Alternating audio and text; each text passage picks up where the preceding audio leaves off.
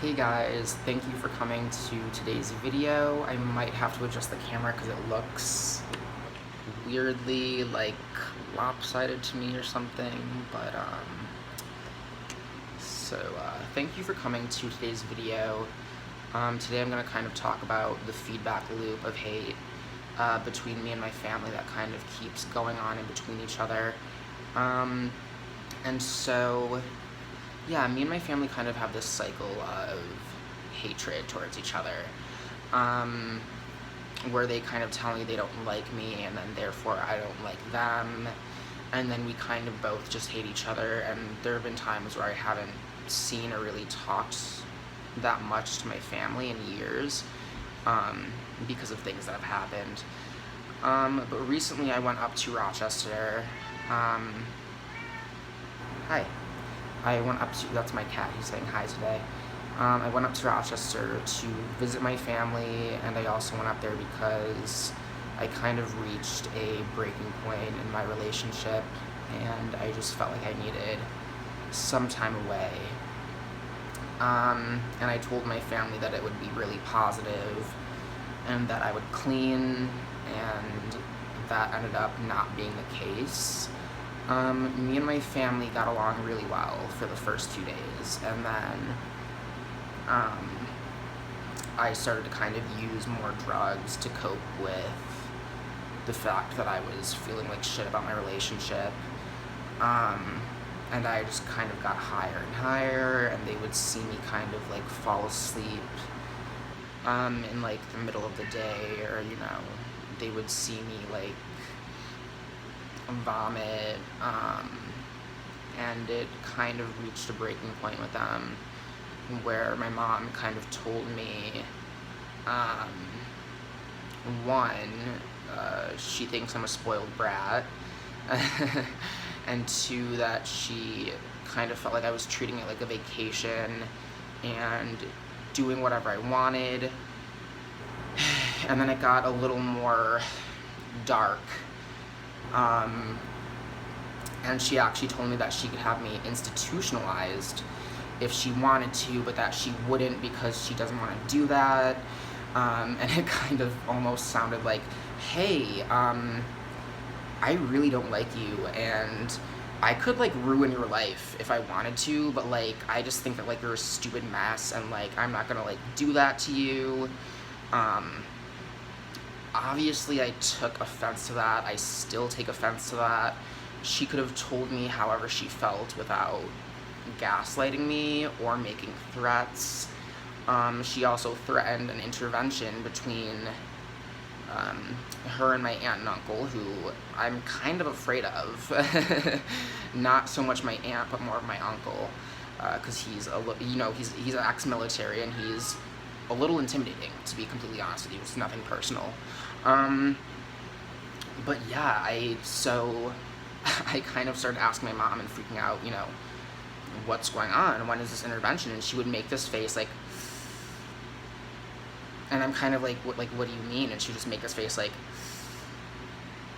this like dumb, like I don't know face. And so that night, after the argument had kind of happened, I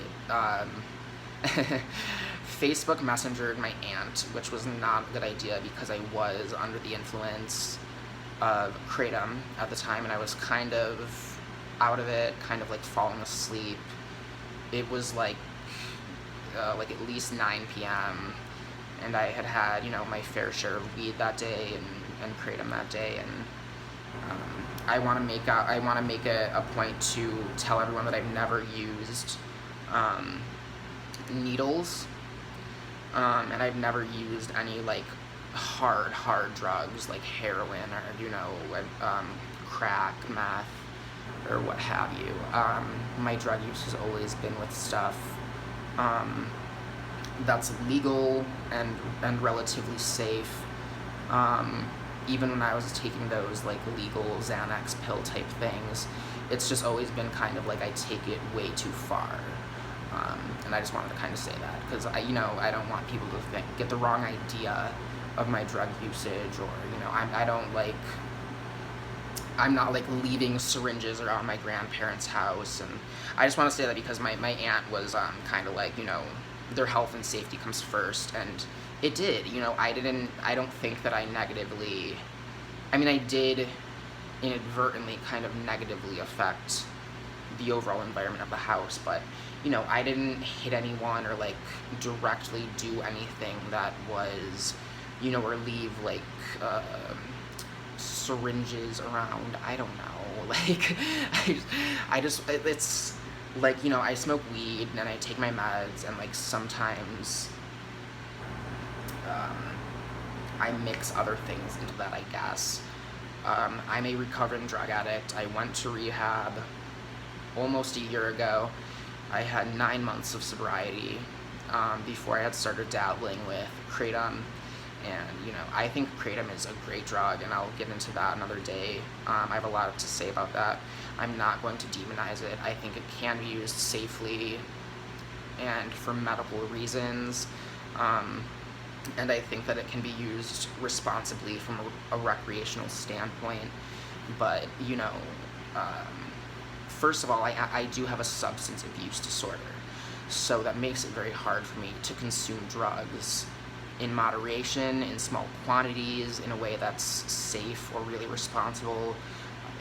People have seen me get too messed up and throw up, or not really be able to walk. I think there was talk from my mom about, he's like one fall away from like hurting himself and that kind of thing, which I understand. But I do want to just say, I think, there are safe and responsible ways to use kratom, and I don't want to make anyone think that I'm demonizing it, because I think that it's very important that kratom stay legal. So, after a few days of falling asleep at times that I wasn't supposed to be, and bad behavior and that kind of thing, yeah, I already told you, she's called me a spoiled brat, and like threatened me and like yada yada yada. But it just got me thinking. It kind of got me thinking about all of the things she's done to me, and how it was not easy to grow up with her as a parent who had mental illness. It kind of brought back some suppressed memories about her, like ripping down my posters and like stealing my toys and not letting me listen to certain music because she thought it was like hidden messages or backmasking, or she would think that things were quote unquote anchored, or we would always say like she thinks everything's possessed by a demon, which was really kind of at the root of it. What it kind of was, she smashed my aunt's tribal conga drum in my grandparents' front yard because she just thought it was like possessed by a demon. And my mom has been institutionalized a few times, and there have even been times that she's been directly destructive to other people's property, like the drum, like my posters, like my things as a kid. She punched police officers after accidentally burning down part of her boyfriend at the time's house. She like accidentally set fire and caused tons of property damage to an entire room, at least that I know of his house. And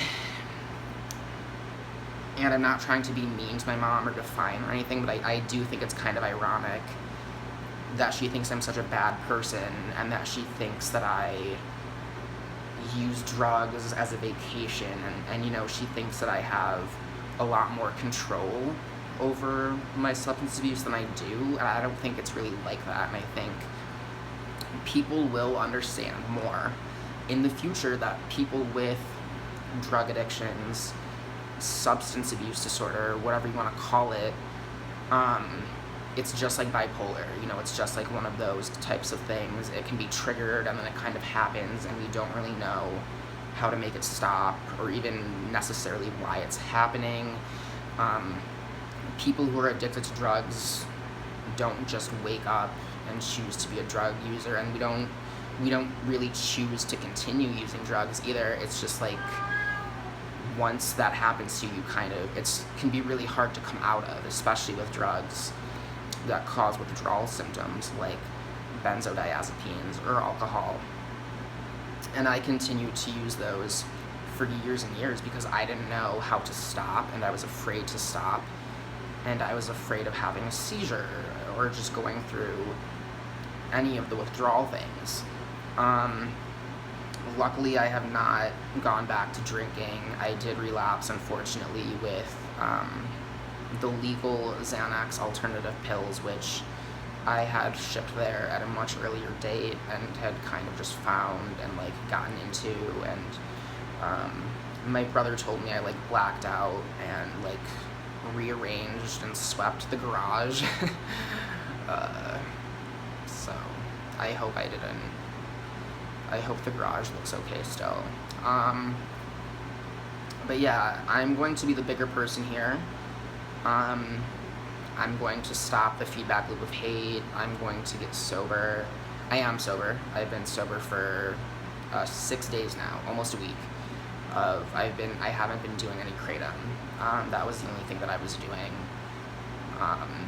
Other than the legal Xanax pills that I went through, I ran out of those in like a week or less. But yeah, I just think it's important to be the bigger person and just kind of put an end to it. I'm not going to kind of retaliate towards them or harbor any negative feelings about it. I'm not going to hold a grudge about it.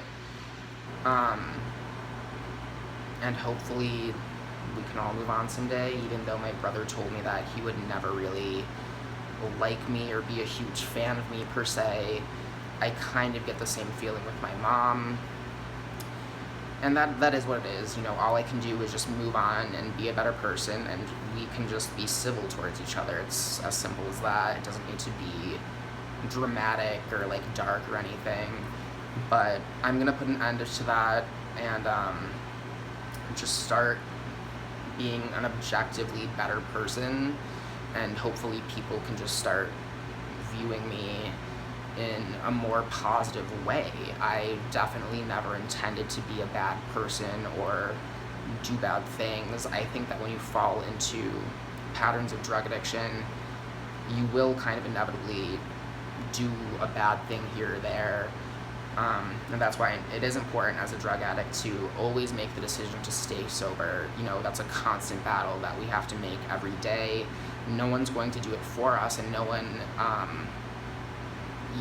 we at the end of the day have that responsibility to just stay sober, to not relapse, to make the decision of I'm not even going to just get high once. I'm not even going to have that drink, because that can trigger a whole addiction and kind of spiral out of control for people like us.